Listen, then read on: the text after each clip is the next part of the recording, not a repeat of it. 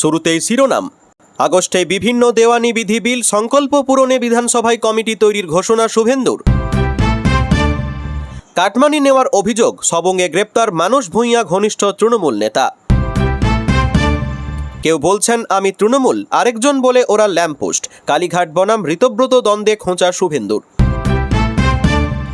আইনের অপপ্রয়োগ হবে না, সিএএ ওয়াকফে হিন্দু নির্যাতনে গুন্ডাদের হুঁশিয়ারি মুখ্যমন্ত্রীর। কলম ফিরহাদ বলে মমতা দোয়াত। কেএমসিতে দুর্নীতির কালি নিয়ে তোপ শুভেন্দুর। রাস্তা থেকে পাল্টি খেয়ে নয়াঞ্জলিতে বাস, দীঘা থেকে কলকাতা ফেরার পথে দুর্ঘটনা। একটা সম্প্রদায় জোট বাঁধলে গুন্ডা দমন আইন হলে উস্কানিমূলক মন্তব্যের জেরে স্ক্যানারে মমতাও।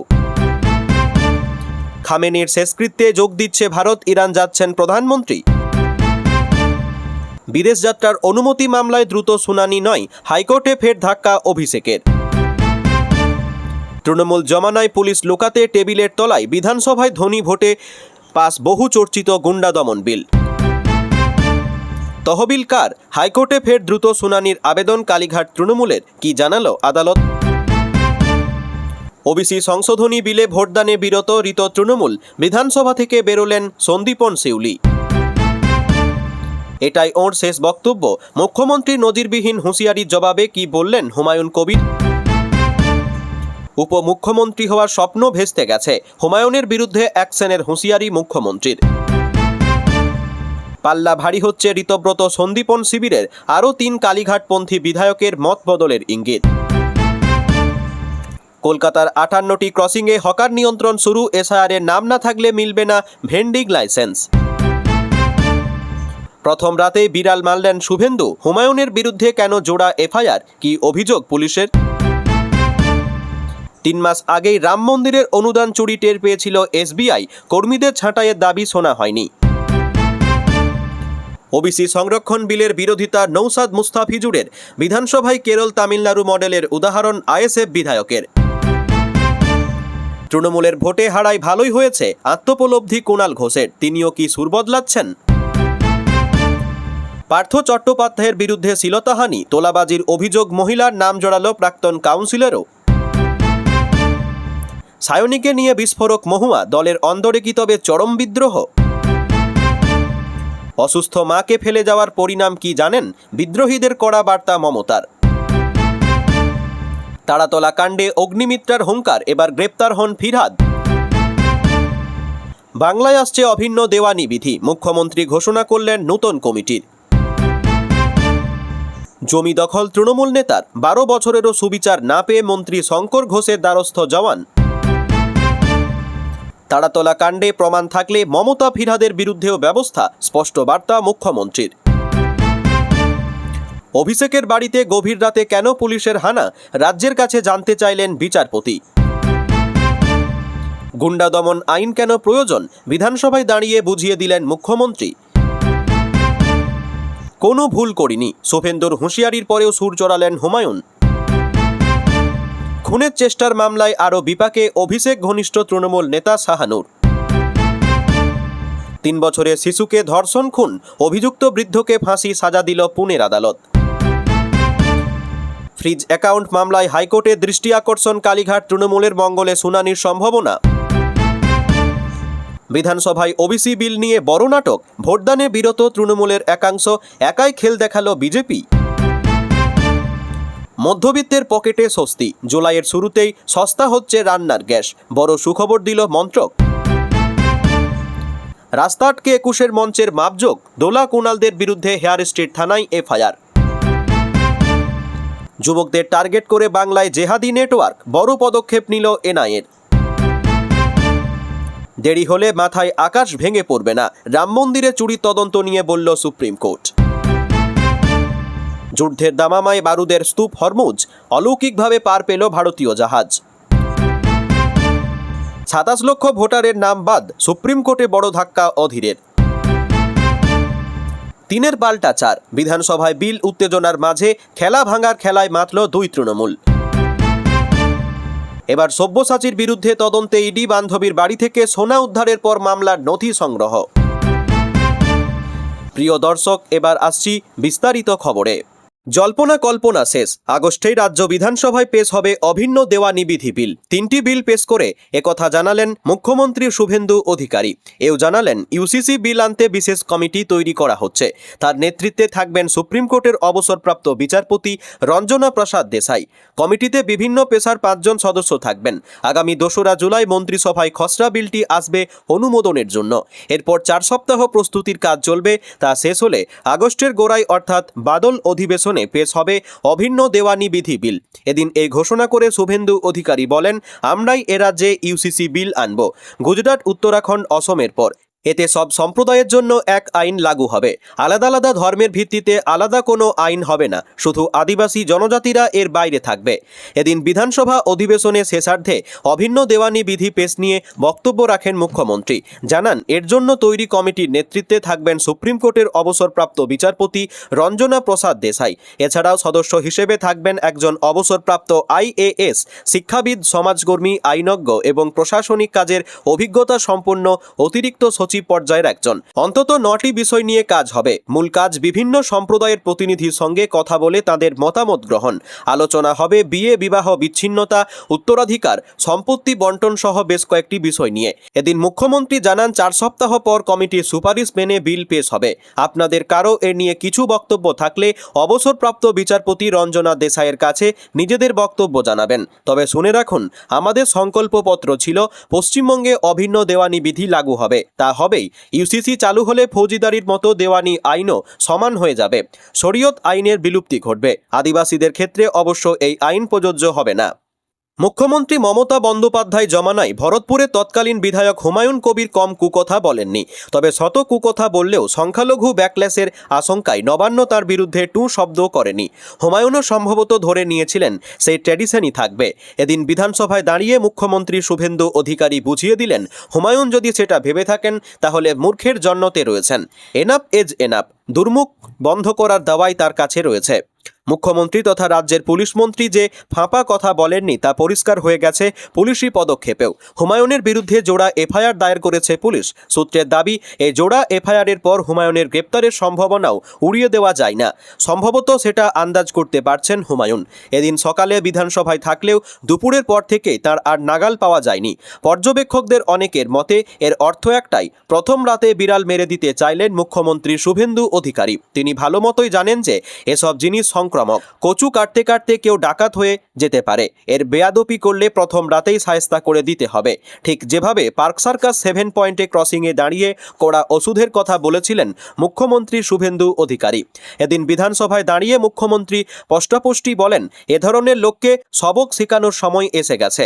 প্রাক্তন মুখ্যমন্ত্রীর প্রসঙ্গ টেনে শুভেন্দু এও বলেন, আপনাকে পরিষ্কার বলছি, মমতা বন্দ্যোপাধ্যায় এখন মুখ্যমন্ত্রী নন। আপনি দুর্বল মুখ্যমন্ত্রী পেয়ে এতদিন যা খুশি করেছেন, যা খুশি বলেছেন, কিন্তু এখন আর তা চলবে না। মুখ্যমন্ত্রী সচিবালয় সূত্রে বলা হচ্ছে, সরকারের বিরুদ্ধে সমালোচনা করার অধিকার গণতান্ত্রিক ব্যবস্থায় রয়েছে, কিন্তু হুমায়ুন যেভাবে পুলিশকে গালমন্দ করে ও মুসলিমদের উস্কানি দিয়ে অশান্তি পাকাতে চাইছে তা বরদাস্ত করা হবে না। মুর্শিদাবাদে 74 নম্বর নৌদা বিধানসভা কেন্দ্রের বিধায়ক হলেন হুমায়ুন কবির। গত 26শে জুন রেজিনগরের এক সভায় হুমায়ুন মুখ্যমন্ত্রীর উদ্দেশ্যে বলেছিলেন, মুর্শিদাবাদে আস্ফালনটা একটু কম করবেন। আমি যেদিন ময়দানে মুসলমানদের নিয়ে নেমে যাব না, সেদিন এমন সাটাভাঙা মার শুরু করব যে আপনাদের পতাকা ধরার লোক থাকবে না।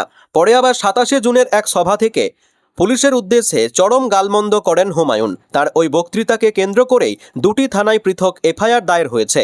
একটি শক্তিপুর থানায় এবং অন্যটি রেজিনগর থানায়। 2 ক্ষেত্রেই পুলিশ শতপ্রণোদিত অভিযোগ দায়ের করেছে। শক্তিপুর থানার এফআইআর অনুযায়ী 27শে জুন সন্ধ্যা 6টা 40 মিনিট নাগাদ একটি ফেসবুক ভিডিও পুলিশের হাতে আসে। অভিযোগ, সেই ভিডিওতে হুমায়ুন কবির পুলিশ প্রশাসনের বিরুদ্ধে অপমানজনক, মানহানিকর, উস্কানিমূলক এবং ইচ্ছাকৃতভাবে অবমাননাকর মন্তব্য করেছেন। পরে প্রাথমিক তদন্তে জানা যায়, 8ই মে শক্তিপুর থানার গড়দুয়ারা ঘাট সংলগ্ন বিজয় সমাবেশে তিনি ওই বক্তব্য রেখেছিলেন। শক্তিপুর থানায় মামলায় হুমায়ুন কবিরের বিরুদ্ধে ভারতীয় ন্যায় সংহিতার একাধিক ধারায় মামলা রুজু হয়েছে। এর মধ্যে রয়েছে জনশৃঙ্খলা বিঘ্নিত করা, সাম্প্রদায়িক বিদ্বেষ ছড়ানো, মানহানি, ইচ্ছাকৃত অপমান এবং হুমকির মতো অভিযোগ। এফআইআরে উল্লেখ রয়েছে তদন্তের দায়িত্ব দেওয়া হয়েছে এক সাব ইন্সপেক্টরকে এবং মামলার উপর নজর রাখবেন এসডিপিও ও সার্কেল ইন্সপেক্টর। অন্যদিকে রেজিনগর থানায় এফআইআরের অভিযোগও ভাষা আরও কড়া। সেখানে বলা হয়েছে ২৬শে জুন কাশীপুর হাটতলায় আয়োজিত এক জনসভায় হুমায়ুন কবির এমন বক্তব্য দেন যা একটি নির্দিষ্ট ধর্মীয় সম্প্রদায়, রাজনৈতিক দল এবং সরকারি কর্মচারীদের বিরুদ্ধে ঘৃণা ও শত্রুতার পরিবেশ তৈরি করতে পারে। পুলিশ আরও দাবি করেছে তার বক্তব্য জনশান্তি নষ্ট করা, সাম্প্রদায়িক অশান্তি সৃষ্টি করা এবং বিচ্ছিন্নতাবাদী কার্যকলাপকে উৎসাহিত করার সম্ভাবনা তৈরি করা। এই কারণেই রেজিনগর থানা শতপ্রণোদিত অভিযোগ দায়ের করেছে এবং মামলা রুজু হয়েছে। রেজিনগর থানার মামলায় ভারতীয় ন্যায় সংহিতার ১৫২, ১৯২, ১৯৬, ৯৭, ২২৪, ২৯৯, ৩৫১, ৩৫২ ও ৩৫৩ ধারা সহ একাধিক গুরুতর ধারায় মামলা হয়েছে। দুই এফআইআরে উল্লেখযোগ্য বিষয় হল অভিযোগকারী কোনো সাধারণ নাগরিক নন, পুলিশ আধিকারিকরাই অভিযোগ দায়ের করেছেন। অর্থাৎ প্রশাসন এই বক্তব্যকে শুধুমাত্র রাজনৈতিক মন্তব্য হিসেবে দেখছেন না, বরং আইন শৃঙ্খলা ও জনশান্তির জন্য সম্ভাব্য হুমকি হিসেবেই বিবেচনা করছে। শক্তিপুর থানার নথিতে বলা হয়েছে, ফেসবুকে আপলোড হওয়া ভিডিও এবং প্রাথমিক তদন্তের ভিত্তিতে পুলিশ নিশ্চিত হয়েছে যে বক্তৃতা জনসমক্ষে দেওয়া হয়েছিল। সেই কারণেই সুও মোটো মামলা শুরু করা হয়েছে। এই দুই মামলার জেরে হুমায়ুন কবিরের বিরুদ্ধে দায়ের হওয়া এফআইআরের সংখ্যা আরও বেড়ে গেল। রাজনৈতিক মহলের মতে আগামী দিনে এই মামলাগুলি তদন্ত কোন দিকে এগোয় এবং পুলিশ আরও কোনো বড় পদক্ষেপ নেয় কিনা সেদিকেই নজর থাকবে। বিশেষ করে একই বক্তৃতাকে কেন্দ্র করে একাধিক থানায় পৃথক মামলা দায়ের হওয়ায় আইনি লড়াই আরও জটিল হতে পারে বলেই মনে করছে আইনজীবীদের একাংশ। ২৬-এর পশ্চিমবঙ্গ বিধানসভা নির্বাচনে অভাবনীয় রাজনৈতিক পালাবদলের পর থেকেই রাজ্য রাজনীতিতে তীব্র দলবদলের হিড়িক দেখা গিয়েছে। একদা যারা প্রাক্তন মুখ্যমন্ত্রী মমতা বন্দ্যোপাধ্যায়ের অত্যন্ত আস্থাভাজন নেতা হিসেবে পরিচিত ছিলেন, তাদের অনেকেই আজ দল ছেড়েছেন। একসময় যে সমস্ত হেভিওয়েট মুখদের পাশে নিয়ে বিভিন্ন মিছিল বা জনসভা করতে দেখা যেত তৃণমূল নেত্রীকে, আজ সেই নেতারাই অনেকেই নব্য গঠিত আসল তৃণমূলে নাম লিখিয়েছেন। এই চরম টালমাটাল ও কঠিন পরিস্থিতির মধ্যেও কুণাল ঘোষ কিংবা মদন মিত্রের মতো কট্টরপন্থীদের সবসময় মমতা বন্দ্যোপাধ্যায়ের পাশেই ছায়ার মতো দাঁড়িয়ে থাকতে দেখা গিয়েছে। কিন্তু এবার কি সেই চেনা সমীকরণও বদলে যেতে চলেছে? রাজনৈতিক মহলে নতুন জল্পনা উস্কে দিয়েছেন স্বয়ং বেলেঘাটার বিধায়ক কুণাল ঘোষ। সামাজিক মাধ্যমে তার একটি দীর্ঘ ও বিস্ফোরক পোস্ট ঘিরেই এখন রাজ্য রাজনীতিতে নতুন তোলপাড় শুরু হয়েছে, যেখানে তিনি প্রকাশ্যেই লিখেছেন, তৃণমূল ভোটে হারাই ভালো হয়েছে। স্বভাবতই এই মন্তব্য সামনে আসতেই রাজনৈতিক মহলে জোর চর্চা শুরু হয়েছে। তবে কি শুরু থেকেই দলের দুর্দিনও পাশে থাকা কুণাল এবার নিজের অবস্থান পরিবর্তন করতে চলেছেন? অবশ্য রাজ্যে এই নতুন রাজনৈতিক পরিস্থিতি তৈরি হওয়ার পর থেকে কুণাল ঘোষ কিন্তু নিজের রাজনৈতিক অবস্থান সবসময় স্পষ্টই রেখেছেন। তিনি একদিকে যেমন দলের পাশে এবং মমতা বন্দ্যোপাধ্যায়ের নেতৃত্বের প্রতি নিজের গভীর আনুগত্যের কথা বারবার পুনর্ব্যক্ত করেছেন, তেমনি আবার দলের ভেতরের নানাবিধ ভুল ত্রুটি নিয়ে সর্বসমক্ষে কাটাছেঁড়া করতেও পিছপা হননি। কুণাল বারবার যে এই বার্তায় দিতে চেয়েছেন যে তিনি নেত্রীর পাশে আমৃত্যু থাকবেন, কিন্তু দলের সাংগঠনিক স্তরে যদি একের পর এক ভুল চলতে থাকে, তবে সেই অন্যায় দেখেও তিনি কখনো অন্ধের মতো চোখ বুজে বসে থাকবেন না। দলের অন্দরে থেকেই তিনি প্রকাশ্যে প্রতিবাদ জারি রাখবেন। এর পাশাপাশি প্রতিকূল সময়ে দল ছেড়ে চলে যাওয়া বিধায়ক ও সাংসদদের নিশানা করে তিনি বারবার বিশ্বাসঘাতক বলে তীব্র আক্রমণও শানিয়েছেন। তাহলে হঠাৎ দল নির্বাচন হেরে যাওয়ায় কেন এমন উল্টো সুর গাইলেন কুণাল ঘোষ? আসলে বেলেঘাটার বিধায়কের দাবি, তৃণমূল আজ ক্ষমতা হারিয়েছে বলেই চারিদিকের প্রকৃত মানুষগুলিকে চিনে নেওয়া অনেক সহজ হয়েছে। দলবদলু ও বিশ্বাসঘাতকদের প্রসঙ্গ টেনে কুণাল তার পোস্টে লেখেন, যদি এই নির্বাচনে তৃণমূল জিতে যেত, তবে এই সমস্ত মেকি ও বিশ্বাসঘাতক নেতারাই আবার বড় বড় স্তাবক সেজে দিদিকে চারপাশ থেকে ঘিরে রাখত। কুণাল ঘোষের মতে এই আপাত দৃষ্টিতে আসা খারাপ সময়টা আদতে দলকে ভেতর থেকে আরও বেশি শক্তিশালী করে তুলেছে। নিজের চেনা ভঙ্গিতে তিনি বলেন, ভোটের ফল হয়তো সাময়িকভাবে আমাদের হাত থেকে প্রশাসনিক ক্ষমতা কেড়ে নিয়েছে, কিন্তু এর একটা ইতিবাচক দিকও রয়েছে। এই ধাক্কাটা দলের সমস্ত আবর্জনা সাফ করে আসল ও নকল মানুষ চিনতে সাহায্য করেছে। আমাদের মাথার উপর এখনও মমতা বন্দ্যোপাধ্যায় রয়েছেন, আর সর্বত্র দলকে বুক নিয়ে আগলানোর জন্য রয়েছেন দলের জন্য প্রাণ লড়িয়ে দেওয়া প্রকৃত ভালোবাসার কর্মীরা। তৃণমূল কংগ্রেস মাটির লড়াইয়ে বিশ্বাস করে, তাই আগামী দিনেও লড়াই জারি থাকবে। কুণালের এই ফেসবুক পোস্টের পর একথা স্পষ্ট যে তিনি সুর বদলাননি, বরং দলের তথাকথিত চাটুকারদের হাঁটিয়ে নতুন করে তারাতলায় নির্মীয়মান গোদামে ছাদ ভেঙে পড়ার ঘটনায় কড়া পদক্ষেপ নিয়েছে রাজ্য সরকার। এই বিপর্যয়ের ঘটনায় ইতিমধ্যে গ্রেপ্তার হয়েছেন 6 জন। তার মধ্যে রয়েছেন কলকাতা পুরসভার প্রাক্তন মেয়র ফিরহাদ হাকিমের ও এসডি কালীচরণ বন্দ্যোপাধ্যায়ও। তারাতলার এই অভিশপ্ত গোদামের নকশায় ত্রুটি ছিল, কিন্তু তারপরেও সেই নকশা পাস করে দেয় কলকাতা পুরসভা, আর সেই নকশা পাস করানো নথিতে সই ছিল তৎকালীন মেয়র ফিরহাদের। সেই তথ্য নিজেই বিধানসভায় দিয়েছিলেন মুখ্যমন্ত্রী শুভেন্দু অধিকারী। তার প্রেক্ষিতেই বেলেঘাটার বিধায়ক কুণাল ঘোষ বলেছিলেন, কালী গ্রেপ্তার হলে ফিরহাদ বাইরে কেন? এই প্রসঙ্গে বলতে গিয়ে আজ সোমবার বিধানসভায় মুখ্যমন্ত্রী শুভেন্দু অধিকারী আক্রমণ করেন মমতা বন্দ্যোপাধ্যায়কে। তিনি বলেন, একজন বিধায়ক বলছেন কালী গ্রেপ্তার হয়েছে, প্রাক্তন মেয়র বাইরে কেন? আমি বলি, গাফিলতির প্রমাণ থাকলে সবাই গ্রেপ্তার হবে, এত তারা কিসের? আমাকে একজন বলছে কালীকে তোলা হয়েছে, তাহলে পেন আর দোয়াতের কি হবে? আমি তাকে বললাম, পেন বলতে আপনি ফিরহাদের ও দোয়াত মানে মমতার কথা বলেছেন। দেখুন, গাফিলতি দুর্নীতির প্রমাণ থাকলে পেন আর দোয়াত দুজনের বিরুদ্ধেই ব্যবস্থা নেওয়া হবে। এই সরকার কারোর বিরুদ্ধে বিনা প্রমাণে কোনো পদক্ষেপ করবে না। অর্থাৎ তারাতলা কাণ্ডে শুধুই প্রাক্তন মেয়র নন, প্রাক্তন মুখ্যমন্ত্রীর বিরুদ্ধেও কোনো গাফিলতি সংক্রান্ত প্রমাণ থাকলে ব্যবস্থা নিতে পিছপা হবে না বিজেপি সরকার। এই কথা স্পষ্টভাবে এদিন বুঝিয়ে দিয়েছেন মুখ্যমন্ত্রী শুভেন্দু অধিকারী। গত সপ্তাহে তারাতলায় হাইড রোডের কাছে ভেঙে পড়েছিল একটি নির্মীয়মান গুদামের ছাদ। সেই সময় ওই গুদামে ঢালাইয়ের কাজ করছিলেন 30 থেকে 35 জন শ্রমিক। সেই বিপর্যয়ের জেরে মৃত্যু হয়েছে 16 জন শ্রমিকের। গোটা বিপর্যয়ে তদন্ত করছে কলকাতা পুলিশের বিশেষ তদন্তকারী দল। অভিষেক বন্দ্যোপাধ্যায়ের কালীঘাটের বাড়িতে গভীর রাতে পুলিশের তল্লাশি নিয়ে প্রশ্ন তুলল কলকাতা হাইকোর্ট। সোমবার মামলা শুনানিতে আদালত জানতে চেয়েছে কী কারণে ভোররাতে ওই অভিযান চালানো হয়েছিল। এ বিষয়ে 4 সপ্তাহের মধ্যে হলফনামা জমা দিতে পশ্চিমবঙ্গ পুলিশকে নির্দেশ দিয়েছে বিচারপতি সৌগত ভট্টাচার্য। মামলাকারী পক্ষকে তার 2 সপ্তাহের মধ্যে পাল্টা হলফনামা জমা দিতে বলা হয়েছে। পাশাপাশি তল্লাশির সময়ের সিসিটিভি ফুটেজ, অডিও এবং ভিডিও রেকর্ড সংরক্ষণের নির্দেশ দিয়েছে আদালত। গত 13 জুন ভোরে অভিষেক বন্দ্যোপাধ্যায়ের আপ্তসহায়ক সুমিত রায়ের খোঁজে কালীঘাটের বাড়িতে তল্লাশি চালায় শালবনী থানার পুলিশ। এই ঘটনায় পুলিশের অতি সক্রিয়তার অভিযোগ তুলে কলকাতা হাইকোর্টে মামলা করে তৃণমূল কংগ্রেস।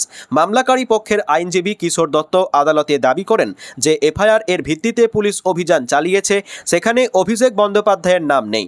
সুমিত রায় ওই বাড়িতে থাকতে পারেন, এই সন্দেহের ভিত্তিতেই পুলিশ তল্লাশি চালিয়েছে। তার অভিযোগ, কোনো তল্লাশি পরোয়ানা ছাড়াই ভোর 3টের সময় পুলিশ বাড়িতে পৌঁছয়। পরে দরজা খোলার জন্য বিপর্যয় মোকাবিলা বাহিনীকে ডাকা হয়। পুলিশের এই পদক্ষেপকে ক্ষমতার অপব্যবহার বলেও দাবি করেন তিনি। শুনানির সময় বিচারপতি সৌগত ভট্টাচার্য রাজ্যের কাছে জানতে চান 13 জুন গভীর রাতে কেন এই তল্লাশি চালানো হয়েছিল।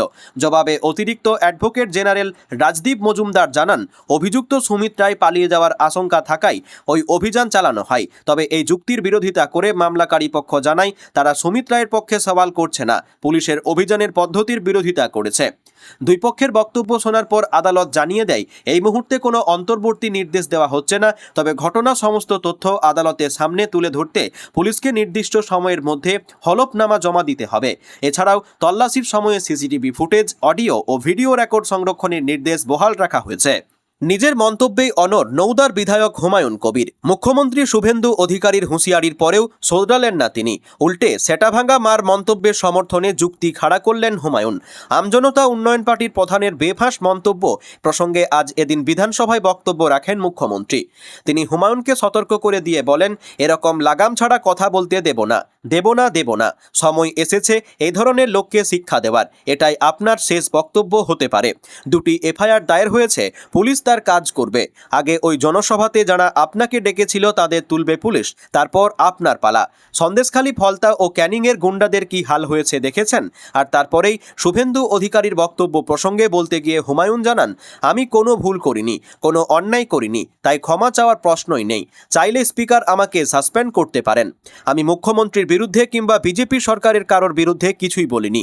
208 জন বিধায়ক আছে বিজেপির, কাউকে কিছুই বলিনি। মুর্শিদাবাদের কয়েকজন তৃণমূল থেকে আসা 90 বিজেপি নেতা নেত্রীদের বিরুদ্ধে কথা বলেছি। ওরা ভোটে হেরেও আস্ফালন করছে, তারই প্রতিবাদ করেছি। আমাকে গ্রেপ্তার করে জেলে ভরে দিলেও একই কথা বলবো। সৃষ্টিকর্তা ছাড়া কাউকে ভয় পায় না। এফআইআর হোক আর যাই হোক, কুছ পারোয়া নেহি। আগাম অন্তর্বর্তী জামিনের আবেদনও করব না। গত শনিবার মুর্শিদাবাদের রেজিনগরে একটি জনসভা থেকে আমজনতা উন্নয়ন পার্টির বিধায়ক হুমায়ুন কবির বলেছিলেন, বিজেপি জিতেছে, সরকার গড়েছে, ভালো কথা, কিন্তু মুর্শিদাবাদে হেরেও দু একজন বিজেপি নেতা এমন আস্ফালন দেখাচ্ছেন যেন তাঁরাই বিধায়ক। এই আস্ফালনটা কমান। আমি যখন মুসলমানদের জড়ো করে সেটা ভাঙা মার শুরু করব না, পালানোর পথ পাবেন না, কেস দেবেন। ওরকম কেস আমাদের অনেক আছে। আমাদের সঙ্গে বেশি পাঙ্গা নেবেন না। আমার মাথা যেদিন গরম হয়ে যাবে সেদিন আমি এসপি, চিফ মিনিস্টার এসব কিছু বুঝবো না। আমরা রাজশক্তির বিরোধিতা করতে চাই না, সম্মান দিতে চাই, কিন্তু এখানে হেরেও যদি ওরা ঝামেলা বাঁধানোর চেষ্টা করে তাহলে ছাড়বো না। আমি নিজেই নেতৃত্ব দেব। তার এই মন্তব্যকে কেন্দ্র করে বিতর্ক শুরু হয়। হুমায়ুনের বিরুদ্ধে থানায় অভিযোগ দায়ের হয়। সেই অভিযোগের ভিত্তিতে এফআইআর দায়ের করেছে পুলিশ। শুরু হয়েছে তদন্ত। 21শে জুলাইয়ের সমাবেশ নিয়ে ইতিমধ্যেই দড়ি টানাটানি চলছে তৃণমূল কংগ্রেসের দুই শিবিরে।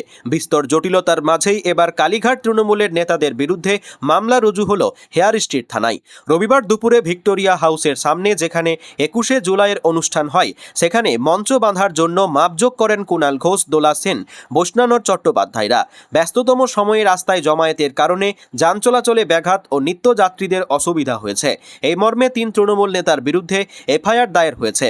এফআইআরে উল্লেখ করা হয়েছে, 28 তারিখ দুপুর 2:50 থেকে বিকেল 4টে পর্যন্ত ওই রাস্তা আটক রেখেছিলেন কুণাল, দোলা এবং বৈষ্ণবরা। জবাবদিহি করতে 3 জনের বিরুদ্ধে নোটিশ জারি করে হেয়ার স্ট্রিট থানা। এদিন বিধানসভায় তৃণমূলের 21শে জুলাইয়ের মঞ্চ বাঁধার ঘটনাকে কটাক্ষ করেন মুখ্যমন্ত্রী শুভেন্দু অধিকারী। রানী রাসমণি রোডে তৃণমূলের কর্মসূচির অনুমতি চাওয়ার কথা মনে করিয়ে তিনি বলেন, রানী রাসমণি রোডে মিছিলের জন্য অনুমতি চাওয়া হয়েছিল।